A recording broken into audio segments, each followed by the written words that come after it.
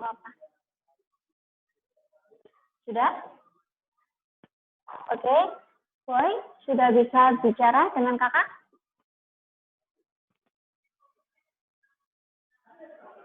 Halo? Ada yang bisa mendengar kakak?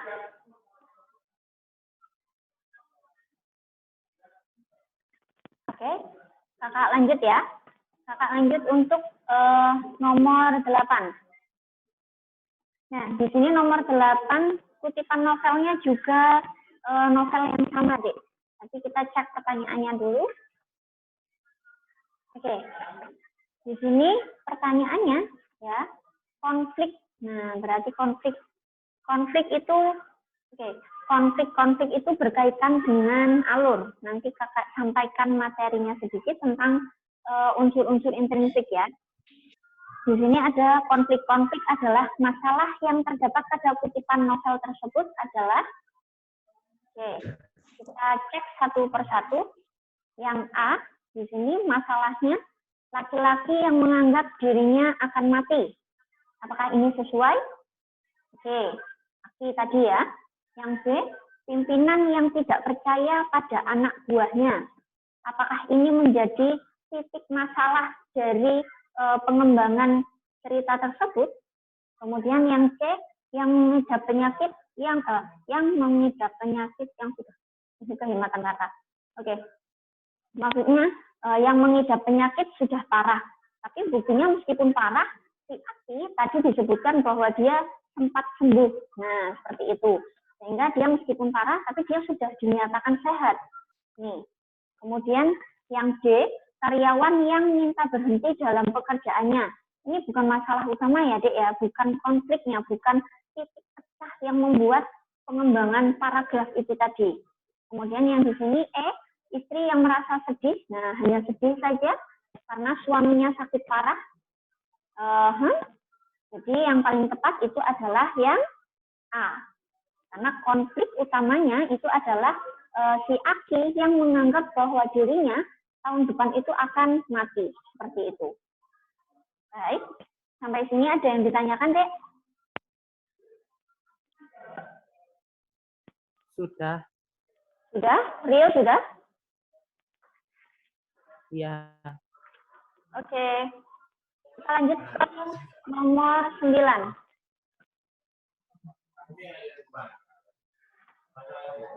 Nah, oke. Nomor 9 di sini ya. Pada suatu hari, oke, kita akan membahas sampai berapa nomor? Ada yang bisa menjawab kakak? Terserah, Bu. Terserah. Oke deh. Nanti estimasi waktu sisanya kakak buat materi sama tanya jawab ya. Jadi, oke. Iya. Kita sampai 10 soal saja. 10 atau 15? Oh. Kau bener ada. Mama. Admin. Oke. Sudah? Iya, Kak, maaf, Kak. Oke. Sudah. Nomor 9. Nah, di sini kita langsung ke pertanyaannya karena dia menggunakan soal yang sama.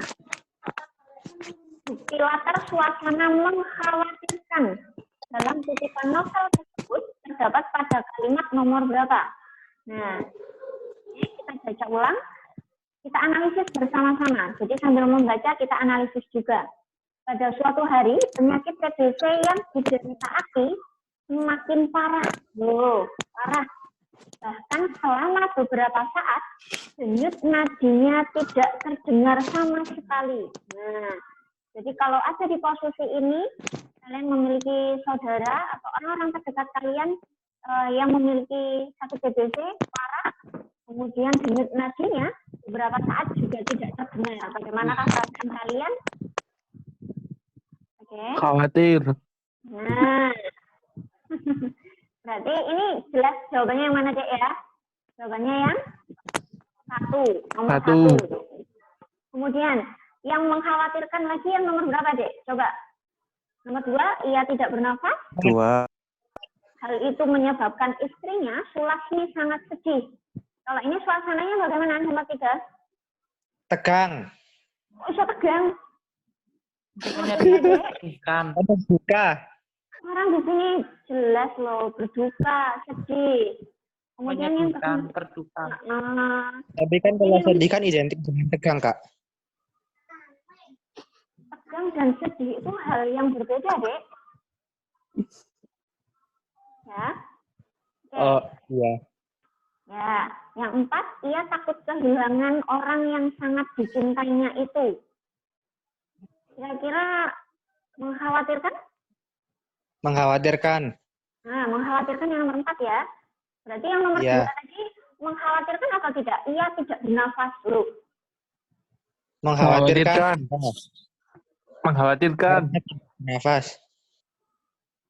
Ia tidak bernafas. Masuk khawatir kalau orang tidak bernafas kan berarti kita sudah wah gitu kan. Ini Bahaya. fokusnya. Nah, fokusnya pada satu kalimat saja, Dek. Kita fokusnya pada satu kalimat saja ya. Oke, kemudian yang kelima, air matanya terus-menerus mengalir. Jadi ini sedih ya. Ini bisa juga ia melihat suaminya sadar. Nah, sadar dan tersenyum. Oke, ini bahagia. Bahkan suaminya mengatakan kepadanya bahwa ia akan meninggal tepat pada tanggal 16 Agustus tahun depan. Berarti kalau orang terdekat kita mengatakan bahwa tahun depan dia akan meninggal. Suasana apa yang muncul di situ? Kaget. Kaget, benar. Berarti bukan khawatir. Dan yang terakhir 8, ia juga meminta istrinya untuk menyiapkan segala sesuatunya menjelang kematian. Kalau ini jelas sedih ya. Berarti yang mengkhawatirkan itu yang paling kelihatan, yang paling terlihat itu adalah nomor 1 dan nomor 4. Oke. Di pilihannya nomor 8 tadi. Berapa tadi? 1, 2, sama 4 ya? Jadi ya, 1, 2, dan 4 ya? Iya. 1, 2, dan 4. Oke, coba kita cek ya. Oke. Berarti yang mana, Dek? Oh, 2 dan 4. C, C? Enggak ada, Kak. 3 dan 4. Apa 1 dan 2? Iya. 1 dan berarti 2 mungkin, Kak. 1 dan 2. Ini karena berkaitan tadi ya. Kalau terlepas antar kalimatnya, Iya. berbeda ya. Oke. Ya, 1 dan 2. Berarti yang A, Dek. Benar. Gitu. Jadi untuk pertanyaan-pertanyaan, kita cari yang memiliki kemiripan suasana. Kalau memang tidak bisa dilepaskan satu sama lain. Seperti itu. Oke. Jadi ini masih terikat konteks di sini. Ya. Sampai di sini ada yang ditanyakan? Lanjut? Belum. Belum. Lanjut ya, Dek ya? Lanjut. Oke. Itu kalimat nomor 3, nuansanya juga bisa kaget ya, Kak ya? Nomor 3, hal itu menyebabkan istrinya Sulasmi sangat sedih. Sedih. Tapi di sini sudah tersurat, Dek. Jadi suasana yang tersurat itu adalah suasana yang memang oleh penulis benar-benar disampaikan secara langsung, benar-benar dituliskan secara langsung. Jadi di sini suasana yang ditampilkan adalah suasana tentang kesedihan. Nah, karena memang si penulis itu menuliskannya secara langsung, tersurat. Tapi kan sebelum terjadinya kesedihan karena mendengar berita buruk kan harusnya ada kaget dulu, Kak. Pada suatu hari penyakit TBC yang diderita aktif makin parah. Bahkan selama beberapa saat denyut nadinya tidak terdengar sama sekali. Ia tidak bernafas. Loh. Hal itu menyebabkan istrinya Sulasmi sangat sedih. Ya, ada kegagetan yang menyebabkan dia sedih. Tapi yang secara tersurat dia lebih ke sedihnya. Tapi secara tersirat di situ ada suasana kaget di baris 1 dan 2 setelah kekhawatiran tadi. Seperti itu? Oh, iya. Paham, Kak. Oke, bisa dipahami? Oke, kita lanjut. Kita lanjut ke soal terakhir. Kemudian nanti kakak beri materi tentang unsur intrinsik. Dan sebenarnya untuk jurusan sastra, unsur intrinsik bukan sedikit ya, seharusnya kalian sudah paham tentang unsur-unsur yang ada di dalam penceritaan. Nanti ditanyakan yang memang kurang jelas saja ya. Oke. Ya. Ini nomor 10. Nomor terakhir yang akan kita bahas. Kita langsung fokus ke pertanyaan.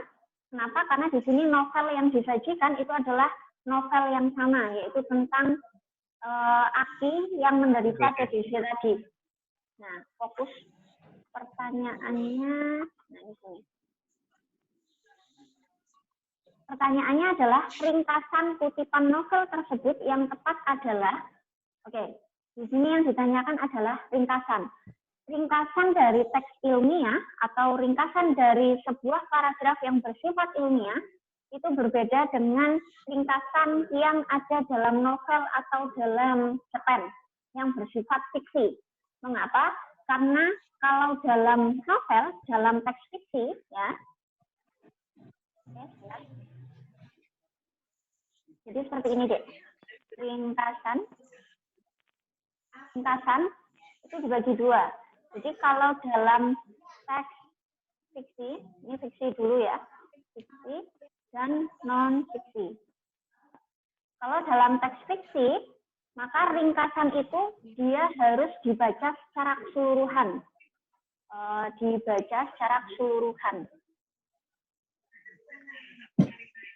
Sedangkan pada teks non-fiksi, itu tidak perlu membaca keseluruhan, kita bisa memfokuskan itu hanya pada kalimat utamanya saja, kemudian kita gabungkan menjadi satu, itu yang namanya ringkasan. Jadi kalimat utama tiap paragraf, kemudian digabung. Tapi berbeda dengan teks fiksi, maka dia harus dibaca keseluruhan untuk mendapatkan ringkasan yang utuh. Seperti itu. Nah, oke, lanjut kita ke nomor 10, berarti ringkasan yang sesuai di sini yang mana? Nah, di sini, oke, sebentar ya.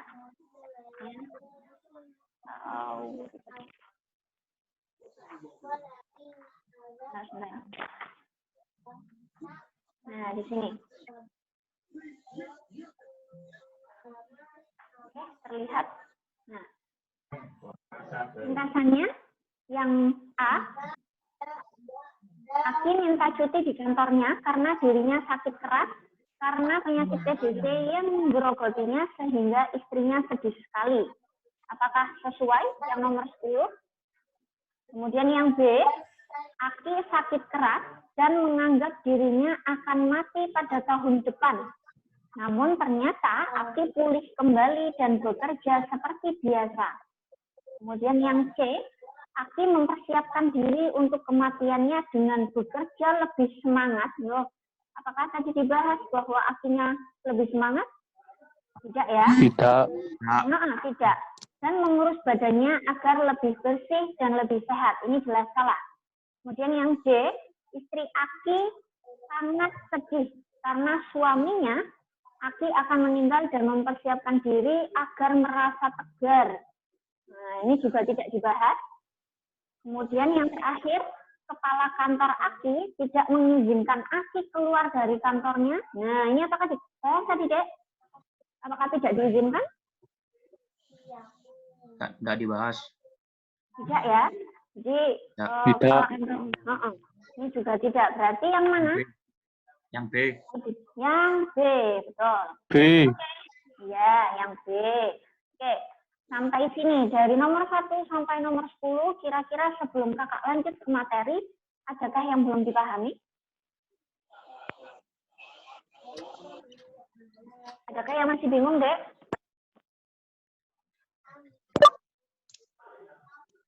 Sudah? Kakak lanjut ke materi saja. Oke, kakak lanjut ke materi saja ya. Dari nomor 1 sampai 10, tadi kita membahas tentang unsur intrinsik. Nah, unsur intrinsik. Oke, sebelum kita masuk ke unsur intrinsik, yang namanya teks fiksi, itu dibangun dari berapa unsur, Dek? Dibangun dari berapa unsur?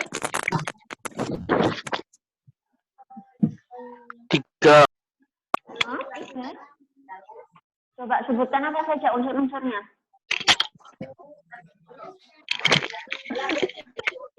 Halo? Ada yang bisa menjawab? Berapa unsur dari teks fiksi? Unsur dari teks fiksi itu ada 2, yaitu unsur intrinsik dan unsur ekstrinsik. Nah, seperti yang kita ketahui, unsur Nah, seperti yang kita ketahui, unsur intrinsik itu adalah unsur yang membangun cerita dari dalam. Jadi yang dimaksud ya ini ya, unsur yang membangun cerita dari dalam. Unsur cerita dari dalam.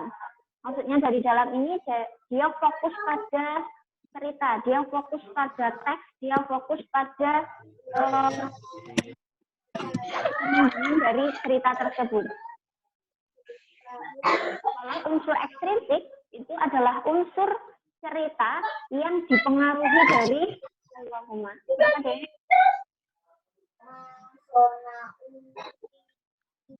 Kita lanjutkan ya. Ya. Unsur ekstrinsik itu adalah unsur cerita yang dipengaruhi dari luar. Berarti di sini fokusnya bukan pada yang ada di dalam cerita, tapi unsur cerita yang dipengaruhi dari luar ini dipengaruhi dari si penulis atau latar belakang penulis. Nah, ini bisa mempengaruhi cerita tersebut. Oke, kita fokus ke unsur intrinsik. Nah, di unsur intrinsik itu ada berapa unsur intrinsik dalam cerita? 7. Ada 7. Oke, bagus. Yang pertama apa, Dek? Tema. 2. Latar. Penokohan. Nah, tokoh dulu ya. Tokoh. Kemudian yang ketiga, penokohan atau watak. Nah, kemudian yang keempat, Alur. oke, alur. Yang kelima, Setting. setting atau latar. Kemudian Setting. yang keenam, Sudut pandang. amanat dulu. Amanat. Amanat dulu, baru yang terakhir yaitu sudut pandang. Oke, adakah yang bisa menjawab pertanyaan dari Kak Erna? Apa bedanya tema sama judul? Tema itu apa dan judul itu apa? Tema adalah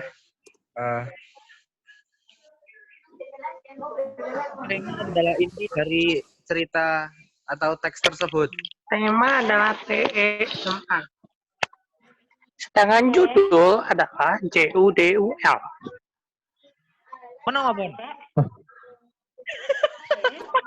Ngesroi. Bisa kita lanjut?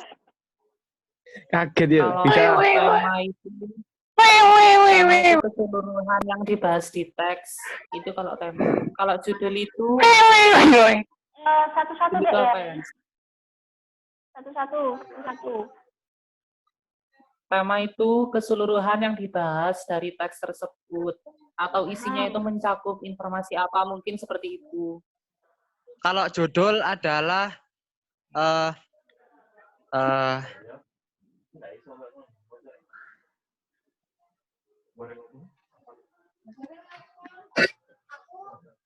lupa saya. Kalau Penjabaran suatu topik. penjabaran suatu topik. Oke, penjabaran suatu topik itu adalah judul. Sekarang pertanyaannya, kalau tema adalah inti, apakah berarti judul itu bukan inti? Nggak selalu, Kak. Nggak Karena selalu? kadang di suatu teks atau cerita ada judul yang nggak nyambung sama isi ceritanya. Hah? Ada judul yang nggak nyambung sama isi ceritanya? Oh ya? Iya. Oke. Jadi tema itu lebih tepatnya adalah gagasan. Nah, Jadi idenya, jadi yang mendasari cerita itu tentang apa? Itu adalah tema. Sedangkan judul dia fokus pada topik yang dibahas dalam cerita itu. Contoh, oke, kakak beri contoh ya. Contohnya, kalau untuk yang Ada apa tema, dengan cinta? ada apa dengan cinta? Itu judulnya. Kalau temanya apa? Nggak apa-apa, monggo silakan. Yang kalian nyambung. Oke, judulnya. Drama romantis. Oh, Judulnya Cinta si Adam. Cinta si Adam. Asoy. Temanya apa? Temanya itu fantasi science fiction. Fantasi. kuat. Fiksi Kenapa? ilmiah dan fantasi. Fantasi ilmiah. Ratingnya 18+. Oke. Fantasi. Bisa Romantis. fokus. Nah, romantika, misal bisa. Oke, fokus ya, kita pembahasannya ya, Dik ya. Iya, Kak, ya, Kak. Ya. Nah, misal temanya tentang romantika kehidupan dan judulnya itu adalah Cinta si Adam. Nah, ini boleh. Atau tadi ada yang nyeletuk judul, ada apa dengan cinta. Nah, ini boleh, silahkan. Jadi, tentang hal-hal yang masih ada kaitannya dengan ini, itu dipersilakan. Itu namanya tema. Jadi, gagasan inti atau gagasan umum dari sebuah cerita, itu namanya tema. Sedangkan judul, dia fokus pada si penceritaan, pada tokoh-tokoh yang dikeluarkan pada cerita tersebut. Seperti itu. Sampai sini jelas? Jelas. Oke. Kak, Ya. saya mau tanya. Mhm. Jadi saya pernah ngelihat serial atau film gitu ya, itu kayak menceritakan tentang kehidupan sehari-hari, tapi kayak nggak ada tujuannya gitu loh, Kak. Maksudnya? Jadi satu episode itu mereka melakukan hal-hal yang random dan acak gitu loh, Kak. Dan nggak ada hubungannya sama judul dan inti ceritanya. Nggak ada judul, nggak ada inti ceritanya. Film apa deh? Itu berarti genrenya tentang kehidupan sehari-hari gitu ya, Kak ya? Kakak nggak nyambung sama film yang kamu maksud. Kita fokusnya kepada penceritaan.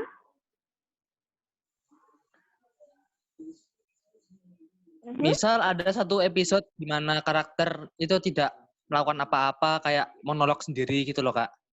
Aha. Monolog. Terus yang ditanyakan adalah? Terus tiba-tiba ada aja kejadian yang nggak nyambung gitu loh, Kak. Itu termasuk genre kehidupan sehari-hari ya, Kak? Masih abstrak kakak menanggapi pertanyaan kamu. Ada orang monolog dan masih kehidupan dengan sehari-hari. Wah, ini soal saya emang abstrak ini, Kak. Iya. Kalau kakak mau tahu judul filmnya itu film Jepang ya, Kak ya?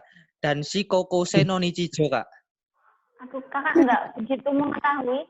Oke, kita fokusnya ke penceritaan aja deh ya. Oke? Kita fokus, kakak lanjutin yang ke sini ya. Mohon maaf. Kita kembali ke materi. Oke, di sini kalau tokoh itu adalah pelaku atau karakter, pelaku atau pemain dalam cerita. Itu namanya tokoh. Kemudian kalau penokohan itu adalah watak atau karakter atau sifat. Ini kalian pasti lebih paham. Kemudian kalau alur itu dibagi menjadi berapa? 3. Alur maju, alur mundur. Alur maju dan mundur. Sama campuran. Maju, mundur, Alur campuran. Iya. Kalau alur maju itu ditandai dengan apa? Alur maju ditandai dengan Sequel. Perkenalan tokoh. Ya, fokusnya pada pengenalan tokoh, kemudian dia melanjutkan kisahnya ke masa depan. Jadi fokusnya langsung ke masa depan. Fokus ke masa depan ya. Kalau alur mundur, dia fokusnya ke masa lalu. Berarti kalau film yang Berarti kalau film yang alurnya mundur itu Kak film-film sejarah gitu Kak? Iya, betul. Seperti itu. Benar. Kemudian kalau alur campuran berarti dia ada di masa depan, tapi kemudian dia flashback lagi ke masa lalu. Seperti itu. Jadi ada dia menceritakan tentang kehidupan sekarang, tapi pada akhirnya di pertengahan cerita, dia kembali ke kisah awalnya atau ke kisah lalunya dia. Seperti itu. Sampai sini ada yang belum dipahami? Jelas ya? Contoh film dengan alur campuran itu apa aja Kak? Apa deh? Contoh film dengan alur campuran. Contoh film dengan alur campuran.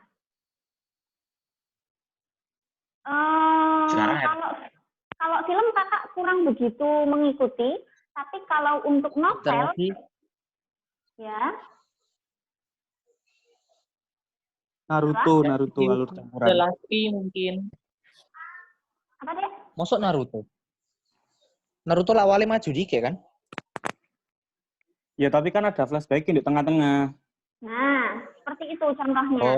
Jadi ada flashback ketika di pertengahan cerita.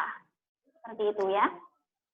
Kalau untuk film kakak mohon maaf karena kakak kurang mengikuti. Tapi kalau untuk novel, itu novelnya Sang Pemimpi, karyanya Andrea Hirata. Nah, itu dia kan ada flashback ketika bagaimana si Lintang kecilnya, bagaimana si Ikal kecilnya, seperti itu. Oke? Oh iya. Makasih Kak. Oke. Nah, kemudian di setting atau latar itu juga dibagi menjadi 3. Latar, yang pertama ada latar tempat. Ini sudah sering diulang-ulang ya, Dek ya. Ada tempat, waktu, sama suasana. Ini sering diulang-ulang. Sampai sini, kakak kira kalian sudah paham, sudah hatam, sudah jelas. Apakah ada pertanyaan? Nggak ada Kak. Lanjut. Ada ya? Jelas ya? Belum ada. Oke. Jelas. Nah, untuk amanat, dia pesan. Tadi sudah kita praktekkan bersama untuk menjawab soal-soalnya. Nah, sekarang yang terakhir yaitu sudut pandang. Ini yang seringkali jadi pertanyaan untuk anak-anak biasanya. Sudut pandang itu ada berapa? Sudut pandang orang pertama, kedua, sama ketiga. Oh ya, ada sudut pandang orang kedua? Ada kedua. Oh, nggak ada. Nggak ada. Ada. Ada. Oke. Sudut pandang orang pertama itu dia juga dibagi menjadi 2. Ada sudut pandang orang pertama sebagai pelaku utama. Ada juga sudut pandang orang pertama sebagai Pelaku sampingan. Pintar. Pelaku sampingan. Kemudian yang orang ketiga. Kenapa, Dek? Berarti kalau pelaku sampingan itu menceritakan tentang tokoh utamanya itu, Kak? Benar. Jadi gini, oke. Berarti kita bahas dulu yang ini ya. Nanti baru kita ke orang ketiga. Seperti itu? Iya, silakan, Kak. Oke. Untuk sudut pandang orang pertama sebagai pelaku utama, maka dia ditandai dengan kata aku, kita, atau kami, atau saya, dengan si penulis itu sebagai pelakunya. Jadi si penulis itu terlibat aktif dalam penceritaan. Fokusnya itu adalah pada si penulis sendiri. Itu namanya pelaku utama. Berbeda dengan orang pertama, pelaku sampingan. Kenapa? Karena dia menggunakan kata aku, kata kita, kami, sama seperti ini ya, sama seperti atasnya. Cuman bedanya, pelaku sampingan itu fokusnya bukan pada si penulis, tapi fokusnya itu pada teman yang dia ceritakan dalam cerita itu. Jadi teman yang diceritakan dalam novel tersebut, seperti itu. Ada pertanyaan? Nah, jadi kalau gitu tokoh utamanya siapa, Kak? Tokoh utamanya adalah si penulis. Berarti pelaku sampingan ini tokoh utamanya? Iya. Bukan, gini loh, Dek. Dia sih pertanyaanmu kok bulat. Ini loh, nak. Maksudnya yang dimaksud pelaku sampingan, misal Kak Erna sebagai penulis, ya kan? Kak Erna ini sebagai penulis. Nah, Kak Erna ini yang bertanya siapa tadi? Azad yang bertanya? Adam. Adam, oke. Di sini Kak Erna sebagai si penulis. Nah, Kak Erna itu hadir dalam cerita. Nah, ketika hadir dalam sebuah cerita yang kakak tulis, kakak fokusnya menceritakan Adam. Nah, Adam adalah anak yang bersekolah di SMA 6. Nah, di sini kakak hadir tapi kakak fokusnya menceritakan tentang Adam. Seperti Oh, itu. Kak Dilan. Nah, jadi di Kak sini Dilan kakak- nggak sih? Milea menceritakan si Dilan. Seperti itu. Itu si penulisnya Milea sendiri dengan catatan ya, dengan catatan Milea yang menulis sendiri seperti itu. Maka Milea adalah pelaku sampingan di situ. Karena dia yang menulis tapi dia menceritakan orang lain. Sampai sini jelas? Oh ya, paham Kak. Oke, bagus. Kita lanjut ke orang ketiga. Nah, bedanya orang ketiga dia di sini menggunakan kata ganti apa? Dia. Ya. Kak. Nah, dia atau iya. Kalau banyak orang dia mereka. Mereka. Terus orang ketiga di sini selain pelaku utama sebagai apa? Narator. Narator. Serba Tahu. Tahu. Anak sastra kok yo. Oke, di sini pelaku utama dia, ia, mereka. Berarti seperti Dilan itu menceritakan dirinya sendiri? Oh no, tidak. Pelaku utama itu dia fokus menceritakan dirinya, tapi dia bisa menggunakan nama orang, ya, menggunakan nama orang, atau dia menggunakan kata ganti ini. Itu dia sebagai pelaku utama. Oke? Dia yang menjadi fokus cerita utama pada novel tersebut, tapi dia menggunakan nama orang atau kata ganti orang ketiga. Seperti itu. Tapi kalau serba tahu, nah berarti dia mengetahui bagaimana wilayah batin atau wilayah pikiran dari semua tokoh. Jadi bagaimana perasaannya, bagaimana pikirannya, itu si penulis tahu. Dan si pembaca bisa merasakan itu. Jadi si penulis meletakkan dirinya sebagai orang ketiga yang serba tahu. Seperti itu, Dek. Oke? Sampai di sini kira-kira ada yang belum jelas?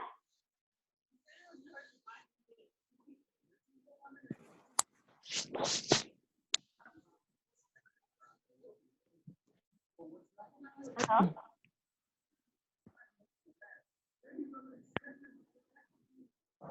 Udah jelas Kak. Sudah? Semuanya? Sudah. Tentang sudut pandang, amanah? Ada yang ditanyakan? Oke, kita masuk ke sesi tanya jawab coba, Dek. Kira-kira hal-hal apa saja yang belum kalian pahami?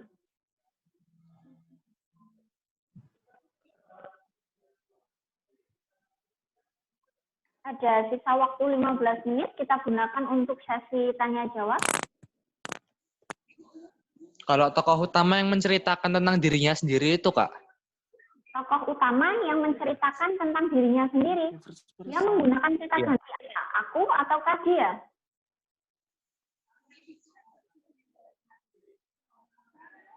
Jadi kalau tokoh utama dia menceritakan tentang dirinya sendiri, kalau dia menggunakan kata ganti orang pertama, maka dia pelaku utama.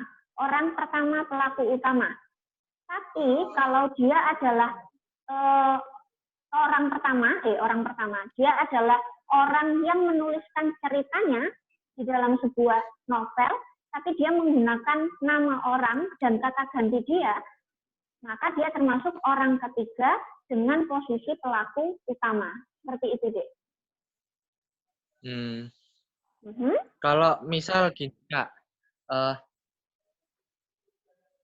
tokoh yang menceritakan tokoh yang menceritakan suatu tokoh.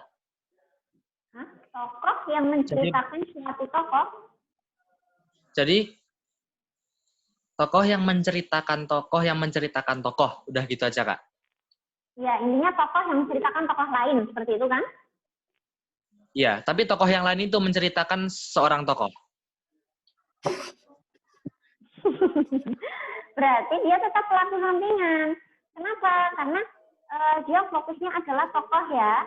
Ini tokoh satu. Ini maksudnya adik gini kan? Ini tokoh satu. Dia dia menceritakan ya, menceritakan tokoh kedua, ya kan? Tokoh kedua. Maka fokusnya itu adalah di orang kedua, karena orang pertama, tokoh pertama itu adalah sebagai penulis. Nah, tokoh kedua itu adalah orang yang dia ceritakan, berarti dia sebagai sampingan. Tapi pada kenyataannya di dalam cerita tersebut, orang kedua ini menceritakan tokoh lain, ya kan? Seperti itu maksudnya? Iya. Ya, seperti itu kan ya. Maka tokoh lain ini itu diceritakan di sini. Nah, titik fokus penceritaannya tetap pada orang kedua. Seperti itu. Ya, paham, Kak. Paham? Oke. Saya ada pertanyaan lain ya, Kak ya. Iya, boleh. Ini saya cuma sekedar ingin tahu aja ya. Misal saya sebagai penulis ya, Kak ya, menceritakan tentang karakter ya, Kak ya. Tentang siapa? Tapi saya sebagai penulis menceritakan seorang karakter, seorang tokoh. Oke, seorang tokoh. Tapi tokoh ini tahu kalau saya menceritakan tokoh yang saya ceritakan ini, Kak. Jadi di cerita kadang-kadang si tokoh ini kalau ada masalah, kalau dapat masalah, mesti komplain ke penulis. Nah, itu sebutannya apa, Kak? Sebutannya? Lah kan kalau karya fiksi itu kan ada namanya karya fiksi itu kan khayalan, Mbak Dek, imajinasi. Berarti misal kalau ada orang yang tersinggung dalam sebuah novel, misal ini yang bertanya siapa? Adam. Oke, Adam ya. Adam sebagai penulis. Kemudian Adam membuat sebuah novel. Di dalam novel tersebut, di dalam novel tersebut, nah, Adam menceritakan tentang kisah di SMA 6. Nah, yang namanya novel ketika dia diterbitkan, maka dia kan sudah menjadi hak ciptanya Adam. Dan orang yang diceritakan dalam novelnya Adam, menuntutnya bagaimana? Maksudnya nih, Nggak terimanya bagaimana? masih penulisnya ini kok aku jadi kayak gini di desainnya. Kenapa kehidupanku didesain seperti ini? Ya, Kak, gitulah, Kak. Ya kan ini sudah menjadi novel, Soleh. Ketika dia sudah menjadi novel, berarti dia fiksi. Yang namanya fiksi berarti dia rekaan, dia imajinasi. Nah. Contohnya, Kak, film Deadpool lah, Kak. Apa itu? Oh, Kakak nggak tahu. Ya udah, nggak jadi, Kak. Hah? Untuk novel, untuk film, Kakak mohon maaf karena Kakak tidak begitu update, tapi untuk novel, beberapa Kakak ada yang tahu. Oh iya. Mungkin ada contoh yang lain? Oke. Wah, kurang tahu. Ya, sudah? Oke, karena waktunya